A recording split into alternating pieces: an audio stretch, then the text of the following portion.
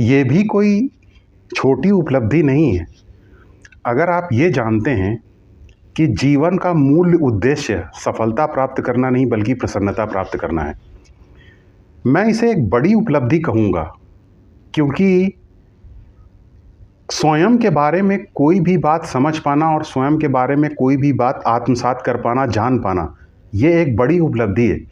क्योंकि स्वयं जो है वो हमेशा अंधेरे में रहता है। स्वयं वस्तु की तरीके से दिखाई नहीं देता, किसी ऑब्जेक्ट की तरीके से दिखाई नहीं देता। स्वयं हमेशा अंधेरे में छुपा रहता है। तो चूंकि स्वयं दिखाई नहीं देता, इसलिए हम स्वयं के बारे में जानकारी प्राप्त कर नहीं पाते। स्वयं के बारे में कुछ भी जान पाना बहुत कठिन है। वस्तु के बारे में चाहे कितना ही क्लिष्ट विश्लेषण किया जाए, वो कठिन नहीं है। स्वयं के बारे में जानना कठिन इसलिए है क्योंकि स्वयं के बारे में कुछ भी जानना वैसा ही है जैसे अंधेरे में काली बिल्ली पकड़ना। तो इसलिए मैं ये कहता हूं कि ये एक बड़ी उपलब्धि है अगर आप ये जान पाए हैं कि जीवन का मूल उद्देश्य प्रसन्नता प्राप्त करना है, ना कि सफलता प्राप्त करना। क्योंकि सफलता से फाइनली तो आप प्रसन्नता ही प्राप्त करते हैं। लेकिन दोस्तों, ये प्रश्न अपनी जगह बराबर बना हुआ है कि आखिर वो कौन लोग हैं जो निरंतर रूप से प्रसन्न रह पाते हैं। ये प्रश्न लगातार विचार करने योग्य है। मैंने इन प्रश्नों के ऊपर काफ़ी विचार किया है और इन प्रश्नों के ऊपर विचार करते हुए, इनके ऊपर स्पष्टता प्राप्त करते हुए ही मैं ब्रह्मनिष्ठ हुआ हूं। दोस्तों, यदि आप अपने समस्त प्रयासों का विश्लेषण करें तो आप ये पाएंगे कि आपके समस्त प्रयास आपको प्रसन्न बनाने के लिए ही आप करते हैं।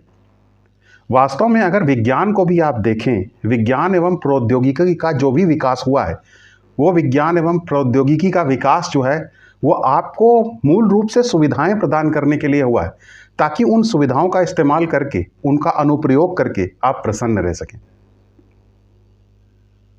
लेकिन क्या हम विज्ञान के द्वारा दिए गए संसाधनों का अनुप्रयोग करके प्रसन्न रह सके? यह एक विचारणीय प्रश्न है। 2.2 ट्रिलियन डॉलर्स का निवेश विज्ञान एवं प्रौद्योगिकी से जुड़ी हुई रिसर्च या शोध में विगत वर्षों में किया गया है, जो कि लगभग 3 गुना है आज के कुछ वर्षों पहले की तुलना में। लेकिन क्या इससे हमारी परिस्थितियां कुछ सुधर सकी? ये एक विचारणीय प्रश्न है। ये बात सही है कि विज्ञान के द्वारा प्रदान किए गई हवाई जहाज एवं अन्य सुविधाओं का इस्तेमाल करके हम कम समय में सफ़र कर पाते हैं, हमारे पास ज़्यादा समय बचता है। इनफैक्ट इस प्लैनेट पर या इस हमारे पृथ्वी ग्रह पर कभी भी ऐसा समय नहीं आया जिसमें हमारे पास इतना समय रहा हो अपने जीवन के बारे में विचार करने के लिए, जितना कि हमें विज्ञान ने दिया। लेकिन प्रश्न ये है कि क्या उस समय का हम इस्तेमाल कर पाते हैं? उस समय का इस्तेमाल कर पाने की तुलना में अगर हम आज देखें तो लोगों की परिस्थिति बहुत ज़्यादा विकट हो गई है, क्योंकि उनकी मूल समस्या समय काटना है। हवाई जहाज़ से सफ़र करके जो हम समय बचाते हैं, वो समय हम कैसे काटें, ये हमारे सामने समस्या बन चुकी है। बोरियत की प्रॉब्लम हमारी समस्या बन चुकी है। ऐसा क्यों होता है कि हमारे पास संसाधन और सुविधाएं पूर्व की तुलना में अत्यधिक हैं, लेकिन फिर भी हमारी हैप्पीनेस का कोशेंट लगातार नीचे गिरता जा रहा है?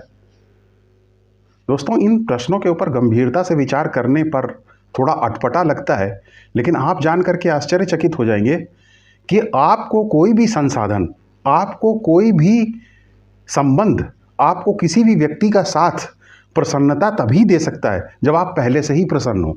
यह बड़ा सुन करके अटपटा लगता है। दोस्तों, किसी भी वस्तु से आप प्रसन्न तभी हो सकते हैं जब आप पहले से प्रसन्न हो। जैसे उदाहरण के लिए मैं आपको कहता हूं कि आप जैसे किसी रेस्टोरेंट में जाएं और वहां पे आप आइसक्रीम ऑर्डर करें और आप आइसक्रीम को एंजॉय कर रहे हैं, आप आइसक्रीम के स्वाद को रिलिश कर रहे हैं, लेकिन तब तक आपको यह पता चला कि आपका पर्स खो गया। तो जब आपका पर्स खो गया तो आप आइसक्रीम वही है, स्वाद वही है, सब कुछ वही है, लेकिन क्या आप आइसक्रीम को एंजॉय कर पा रहे हैं? आप आइसक्रीम को एंजॉय नहीं कर पा रहे हैं, क्योंकि आपका जो चित्त है वो चित्त विक्षेपित हो गया। जब चित्त विक्षेपित हो गया, आपकी प्रसन्नता गिर गई, तो फिर आप आइसक्रीम को एंजॉय नहीं कर पा रहे हैं, जबकि आइसक्रीम का स्वाद वैसे ही है, लेकिन आप आइसक्रीम को अब एंजॉय नहीं कर पा रहे हैं। तो दोस्तों, किसी भी सुविधा को, किसी भी संसाधन को, किसी भी संबंध को और किसी भी व्यक्ति को आप उसकी कंपनी को, सुविधा को, संसाधन को तभी एंजॉय कर सकते हैं जब आप पहले से ही प्रसन्न हो। लेकिन पहले प्रसन्न कैसे रहेंगे? पहले प्रसन्न किसी और वस्तु के द्वारा रहेंगे, लेकिन उस वस्तु को एंजॉय करने के लिए उससे पहले प्रसन्न रहना पड़ेगा। उसको एंजॉय करने के लिए उससे पहले किसी और वस्तु के द्वारा प्रसन्न रहना पड़ेगा। तो ये पहली वस्तु कौन सी है जो आपको प्रसन्नता देगी? कोई भी पहली वस्तु नहीं है, क्योंकि उस पहली वस्तु के पहले आपको प्रसन्न रहना पड़ेगा। कहने का मतलब ये है कि कोई भी वस्तु आपको प्रसन्नता नहीं दे सकती। आप प्रसन्न तभी हो सकते हैं जब आप किसी वस्तु को एंजॉय तभी कर सकते हैं, वस्तु की को लेकर के आप आनंदित तभी हो सकते हैं जब आप पहले से ही प्रसन्न हो। तो ये पहले प्रसन्न आप कैसे हो सकते हैं? इससे तो ये पता चलता है कि प्रसन्नता के लिए वस्तु के ऊपर आपकी निर्भरता नहीं है, वस्तु निर्भर नहीं है प्रसन्नता। तो ये प्रसन्नता कैसे आती है? प्रसन्नता दोस्तों वस्तु निर्भर नहीं है, प्रसन्नता एक फैसला है। वो फैसला आप करते हैं। बहुत सारे लोग कहते हैं कि प्रसन्नता वर्तमान में रहने से आती है, प्रसन्नता सचेत रहने से आती है, प्रसन्नता एक फैसला है, ऐसा भी कहा जाता है। लेकिन ये फैसला कैसे लेंगे? प्रसन्नता आपका फैसला है। आप जब फैसला लेते हैं तब आप प्रसन्न होते हैं। जब आप प्रसन्न रहते हैं तभी आप किसी वस्तु को एंजॉय कर पाते हैं, किसी संसाधन को एंजॉय कर पाते हैं, किसी संबंध को एंजॉय कर पाते हैं। लेकिन प्रसन्न आप रहेंगे कैसे? कैसे फैसला आप करेंगे कि आप प्रसन्न रहें? इसके लिए दोस्तों जीवन के बारे में स्पष्टता का होना बहुत जरूरी है। अगर आपकी परिस्थिति बहुत खराब है और आप ये उम्मीद कर रहे हैं कि आप शाम को जो है आज आप एंजॉय करेंगे क्योंकि आपका दिन बहुत खराब गुजरा, तो ये प्लान बनाने के लिए कि आप शाम को ठीक से एंजॉय करेंगे, आज अच्छा खाना खाएंगे, इसके लिए भी एक निश्चित रूप से प्रसन्नता की ज़रूरत है, तभी आप ये फैसला कर सकते हैं। अगर आपके पास विक्षेपित आपका माइंड है, आपका मानस विक्षेपित है, तो आप ये भी फैसला नहीं कर सकते कि आज का दिन खराब है इसलिए आज शाम को अच्छा खाना खा करके हम अपने दिमाग को, अपने दिन को, अपने आप को अच्छा महसूस करवाएंगे, आनंदित महसूस करेंगे, अच्छा खाना खा करके अपनी मन स्थिति को ठीक करेंगे। आप ऐसा नहीं कर सकते। तो आप शाम को एंजॉय करने का जो प्लान बना रहे हैं, वो भी आप प्लान बनाते वक्त भी सर्टेन लेवल ऑफ हैप्पीनेस चाहिए आपको, तभी आप प्लान बना सकते हैं। अगर आप बहुत बुरा महसूस कर रहे हैं तो आप अपनी हैप्पीनेस के लिए भी कोई एफर्ट नहीं कर सकते। इससे साफ साबित होता है कि जब आप प्रसन्न रहते हैं तभी आप जीवन की सुविधाओं को एंजॉय कर सकते हैं। इसी कारण आप देखेंगे कि लोगों ने सफल होकर के बहुत सारे संसाधन इकट्ठे कर लिए, लेकिन फिर भी किसी भी संसाधन, किसी भी सुख सुविधा को एंजॉय नहीं कर पाते हैं, उसको लेकर के आनंदित नहीं हो पाते हैं, क्योंकि पहले से ही प्रसन्न नहीं है।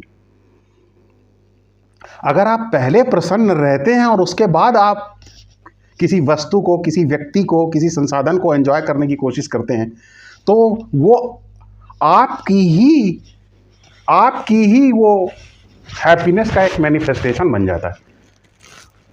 आपकी ही हैप्पीनेस का, आपकी खुशी का ही एक की अभिव्यक्ति बन जाता है। वस्तुएं आपको प्रसन्नता नहीं देती हैं, वस्तुएं आपकी प्रसन्नता को, जो कि पहले से ही आप प्रसन्न हैं, उसकी अभिव्यक्ति का एकमात्र माध्यम है बस।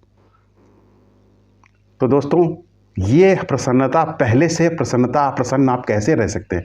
पहले से प्रसन्न आप तभी रह सकते हैं जब आप ये फैसला करें कि आपको प्रसन्न रहना है। और ये फैसला आप तभी कर सकते हैं, वर्तमान में आप तभी रह सकते हैं, सचेत आप तभी रह सकते हैं प्रसन्न रहने की दृष्टि से, यदि आपके पास जीवन को लेकर के स्पष्टता हो। दोस्तों, जीवन के बारे में आपको स्पष्टता मिल सके, यही हम सबका प्रयास है।